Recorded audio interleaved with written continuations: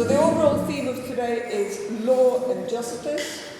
And in relation to justice, I often think, have we lost a sense of what justice means? Have we lost a belief in the rule of law, with trial by media?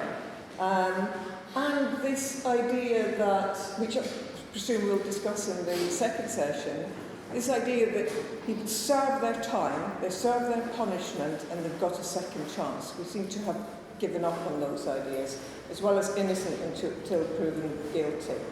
So the theme, as I say, is law and justice, and we're starting first of all with Claire Fox, Baroness Fox, who is looking at lawmaking and freedom, and she will look at her insights into how law is made from her position in the House of Lords, and also look at some recent laws and their impact on justice and freedom. And then the second session is what are prisons for, and that's a topic very dear to my heart, as I worked for a few years with the Open University in prisons and was just horrified by the conditions in prisons today. So there we will be looking critically at prison life. Of course, when people break the law, they need to be punished. But is there too much focus on the punitive aspect and not giving people a chance to restart their life, giving them a second chance? So, for each one there will be speakers, and then we really value audience participation, so there'll be lots of time for questions. So if you have any concerns, questions, comments, disagreements, please do raise them, but after the speakers have had their chance to speak. So, enjoy the day, and over to Rosie. Thank you.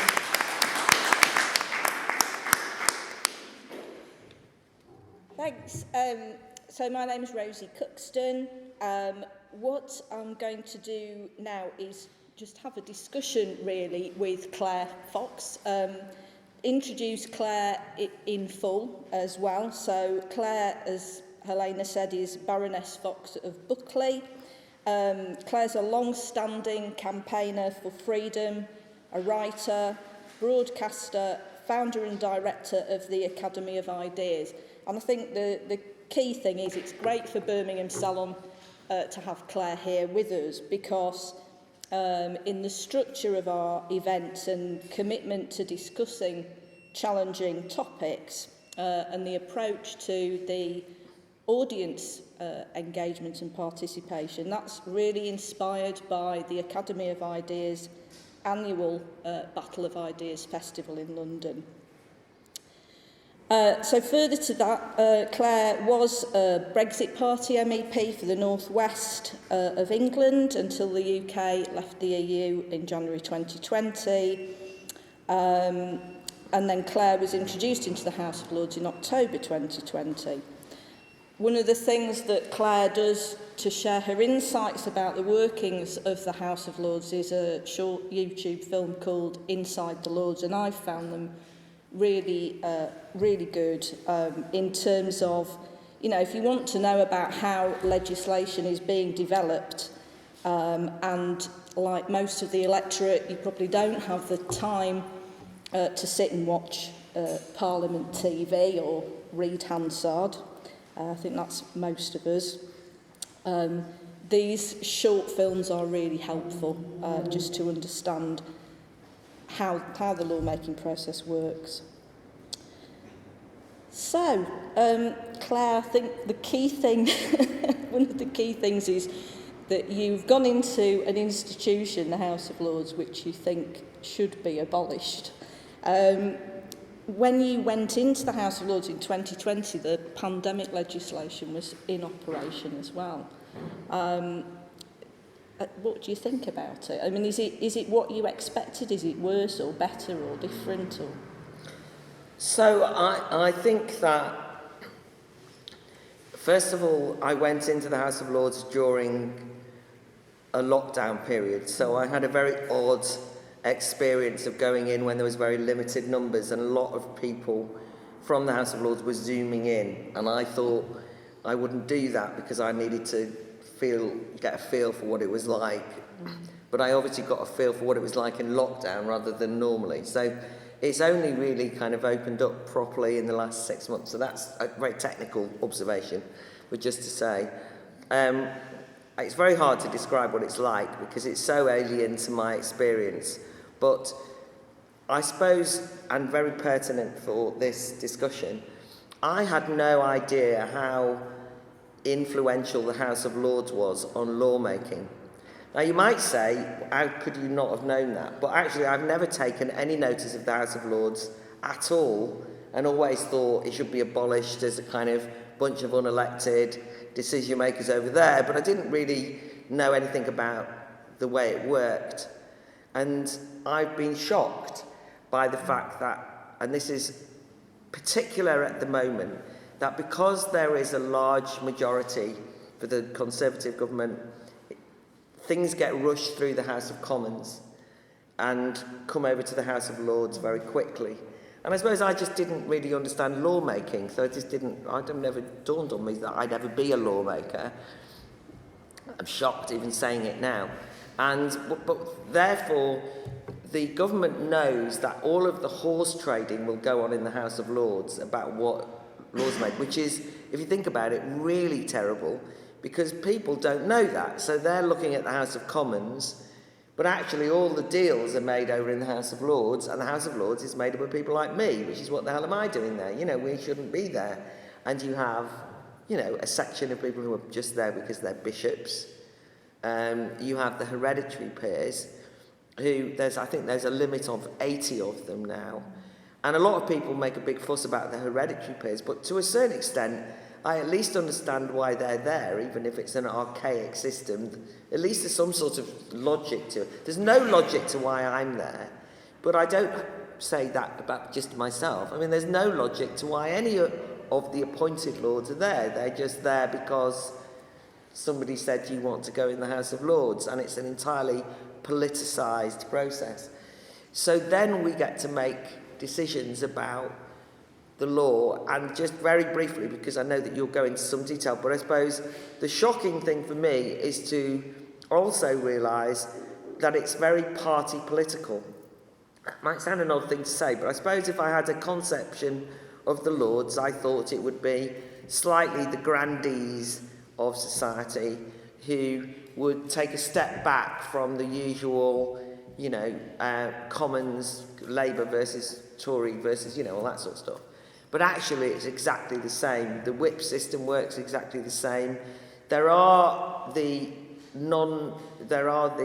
crossbench peers who are not part of a party, but they do act as like the great and the good, and they're like the law lords, and they tend to, some of them might well be quite liberal about things like criminal justice, but they only ever see things often through the prism of about legalistically, never kind of more broadly, moralistically or politically.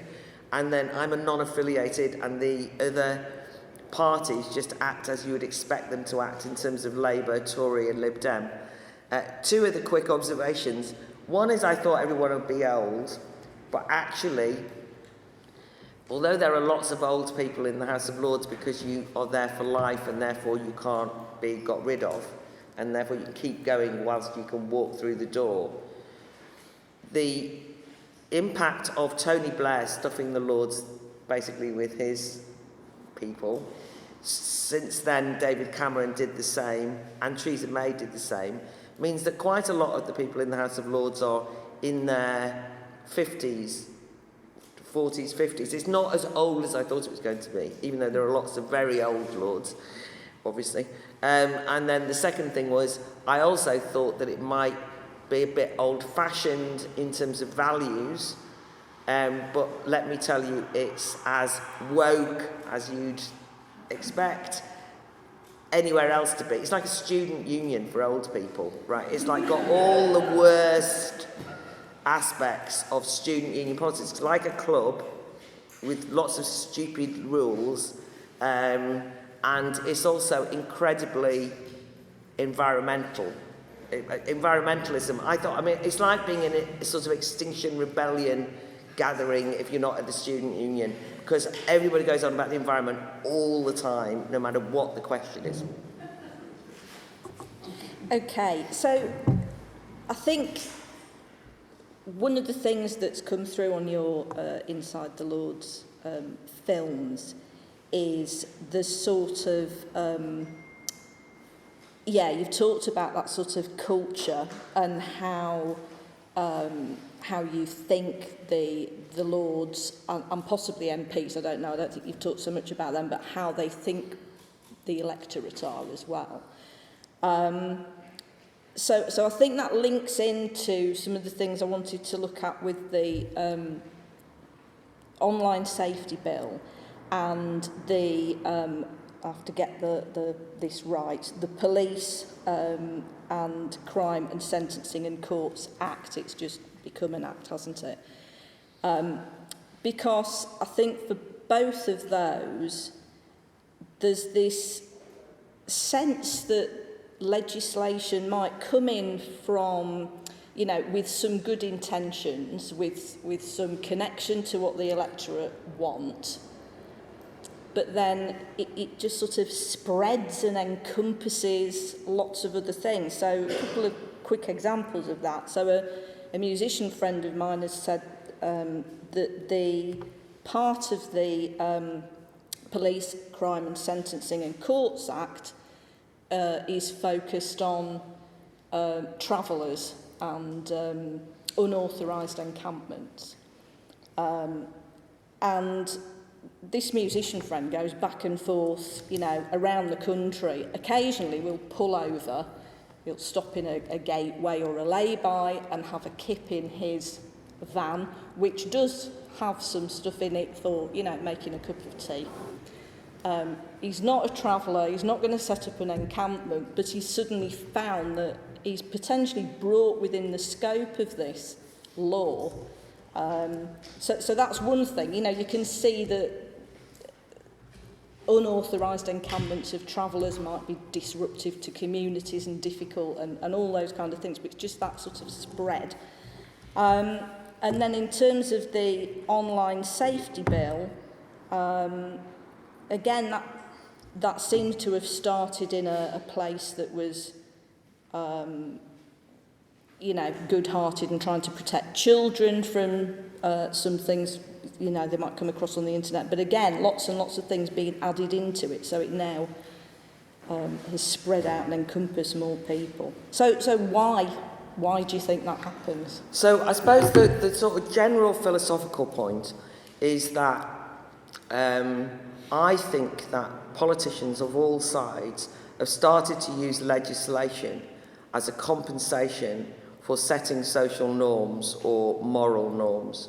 So you've got instead of leadership, there are lots of things that you might want to say, I disapprove of this if you're a politician, or I would want to encourage this kind of behaviour. Well, you don't need a law to do that, right? And in fact, once you bring in the law, you criminalise those people who don't fulfil this is the way you should behave, or this is the way you shouldn't behave. So there's so legislation is now basically the way you rule. So when I was surprised about the House of Lords having so much legislation to deal with, in a way, what's more shocking is how much is legislated for through the Commons that then ends up in the Lords. Why they always think, and we'll hear the Queen's speech on Tuesday, and every single social, political or moral or economic issue that you have to deal with, they will have a law for it. And that's not actually the role of when you elect someone, you don't think of them as lawmakers in that way. You know that they have the capacity. You don't think they're going into everything's going to be legalised. So that's the problem. That then means that you'll get a bill like the police and crime bill is the way that it's been shortened. And, this also throws up a moral dilemma for me, so you can all think about what this means. I'm not able to follow all of the legislation through because I'm just one person on my own. When I say I've got no staff, I'm not asking you to feel sorry for me, but if you're in a party, there's big staff teams he'll give you breakdowns of what the laws are, whereas I have to read it all myself. So what I've decided to do is to only follow certain bills through, because you have to be there the whole time and you have to know what you're talking about. I don't always, but you have to try and know what you're talking about. So something like the police, and I've got this other burden, which is I try and think all the time about democratic accountability, which is something that most people don't. So I'm always thinking, I might not like this, but I think that this was what the Tories were elected to do. So it's a blow, right? So on the police and crime bill, just to use that as an example, I know that the Conservative government, whether I like it or not, was asked to clamp down on law and order, and it relates to what Helene said in the introduction about, probably more of a punitive side of things, and will you sort things out? And an easier example for me to use would be the recent Nationality and Borders Bill, which is, even if I'm a Liberal on immigration, which I am, I know that the government were elected to sort out the problems around illegal immigration. And it was a very strong message, right? So it's difficult to just go in, as the rest of the Lords do, and just argue against it on the basis that they know better than the public. If you're a Democrat, what do? You can say, I'm saying this, but I'm just saying in terms of lawmaking, it makes it a tricky one. So on the police and crime bill, there were some things in it that were quite sort of hardline on a few things, a few liberalising parts, not much, I have to say, but a few liberalising things. I'm trying to remember, Michael, what IIP stands for. What's IPP stands for? Indefinite public protection, for example, which is the terribly unjust way that people are put inside for a short period of time, but it's indefinite.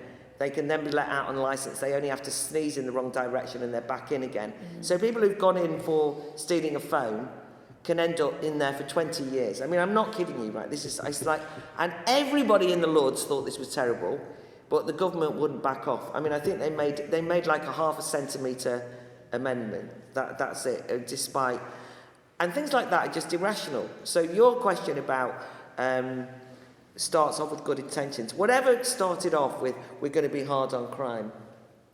And we're also going to sort out some things about probation. We're going to do something about protests. We're going to do, whatever. What happens is, they then think we've now got a broad heading, and then the bills office, which are the people who write the bills, then it seems to me, throw every single thing that they've ever stored up in a cupboard forever, every idea, every think tank, policy notion gets thrown into the bill. Literally, it makes no sense. It then comes to the Lords, and the Lords is meant to scrutinise it. And some of the legal minds will say, you might want to do that, but the unintended consequence will be this. And so, in a way, that's the useful bit of the Lords. They say, you seem to want to do this, but it will lead to this. That's mad, right? The Lib Dems and the Labour Party and backbenchers from the Conservatives then amend the bill. And it's known as treating a bill as a Christmas tree, whereas you keep adding a bauble, right? So you just add another bauble. So so not only have you got the pet obsessions of the bills office over there and all the civil service and the think tanks and the NGOs, you then get every other preoccupation. They're often, by the way, lobbied by NGOs.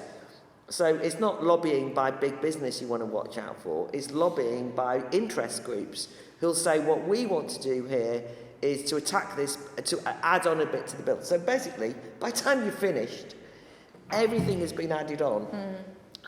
I, by the way, kept out of the travellers section completely, didn't speak on that at all. I particularly focused on the anti-protest sections, which people can ask me about if you want, but I focused on that. And I did do a little bit of speaking on some of the amendments where I felt that, for example, they brought in a law, which is passed, where they brought it in, which I thought had no democratic mandate at all, which is that somebody who accidentally kills a policeman or woman, accidentally kills a policeman or woman gets an immediate life tariff now. from 16. Based on that terrible case of the police. This is not a manslaughter thing. This is a kind of, I mean, you would have got done for manslaughter, but the sentencing could have been manslaughter. You know, you didn't know you were dragging him up the road in the car type thing, so you're getting 10 years. Now it's automatic life from age 16, and I argued against that. By the way, the Labour Party didn't back me on that. For all their liberalism elsewhere, they went with the government because they didn't want anyone to think they were soft on that, because it was about police, emergency workers. So there's things like that. So I did argue a little bit. I argued about the IPPs a little bit, although I mainly backed what other people were saying and voted in that direction. I also argued about, and I don't want to get into this, but trans issues in relation to women-only prisons. You know, we know how controversial that is, but I did speak on those amendments and quite a lot. And I also raised issues around some very draconian things which were introduced in terms of police checking on people, the stop and search, things like that, you can imagine. So I was quite liberal, but I kept out of it a bit. I could talk a lot about all of the different bills, but the main thing for you to understand is, even when the government start off with the good intention, and now I'll take you to finish this bit, the online safety bill, which is coming up, it is absolutely sensible and understandable that any government of any political side would think, we've got a problem with children being able to access hard porn, with young people being able to access suicide sites. You know, maybe we could deal with it. You might even say, we've got a problem of some pretty disgusting trolling, right? But if you look at the online safety bill, it is now an enormous piece of legislation which Putin would be proud of. It encompasses every single possible issue that can be censored in terms of online behaviour. And the problem now is that in the House of Commons and in the House of Lords, there is a real danger that there won't be much opposition to that, because the Lib Dems, I think, might, but a lot of Labour peers will not want to oppose the bill because the headline says it's about protecting children. So they don't want anyone to think, even though that's the headline, it's not what the bill says at all. So you've got a frustration that I have now, where people say, why would anyone oppose this bill? And you have to say, because that's not what's in the bill. And then you sound like you're being ridiculous. And then you say, no, if you actually read it, it says something over here. And so in terms of my negotiating democratically, it's really hard, because people will say, I don't know why you voted that way. And I'll say, because actually that's got nothing to do with this, and it's not the way it's meant to, and so on. So it's a tricky old business. But the biggest problem, I think, is the use of legislation to deal with social problems and social harms, of which there is some that just can't be legislated about. You cannot legislate about people being unpleasant to each other online. I mean, it just doesn't work unless you introduce wide-scale censorship, which is what they're going to do. Okay. So I don't want to hog talking to you for too long. We'll go to the audience soon, but I think there's two other things that I just wanted to touch on. So one is, you know, you talk about abolishing the House of Lords, but I had wondered recently, if you did that, what would the House of Commons do with itself? I kind of think it has a certain way of interacting with the House of Lords, and a certain way of, perhaps again, like you say, I mean, they're initiating a lot of this legislating for social norms as well. What would they do with themselves if there wasn't the House of Lords? So then that's one thing. And then I think the other thing is that you've touched on, this was very intriguing, Claire, but you did talk about something which I think, you know, it's more about where is politics done. In The Human Condition, Hannah Arendt, who's a political philosopher, points out that in ancient Greece, they considered lawmaking as a sort of process like making a chair or a table. It was just a sort of making things. And she says, you know, we've got obsessed with that process, the sort of technical side of lawmaking. So I think those two things probably do connect up slightly, but Yeah. what's your thoughts on that? So,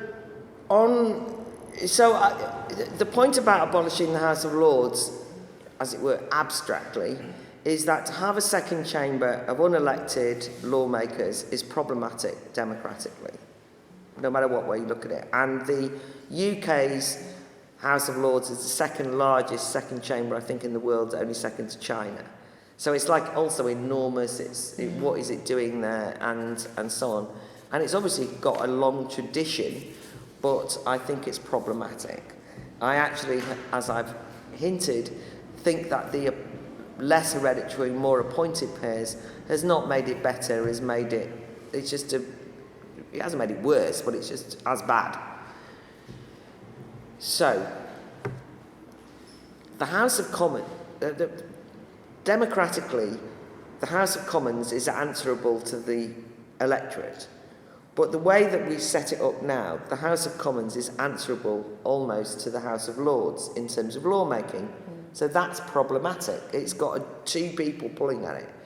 And of course, second chambers were actually conceived of as a break on the masses getting their way. So it's actually actively seen as, well, we've got democracy, but you never know that the population might not go mad. So we'll have this kind of sensible, wise people over here.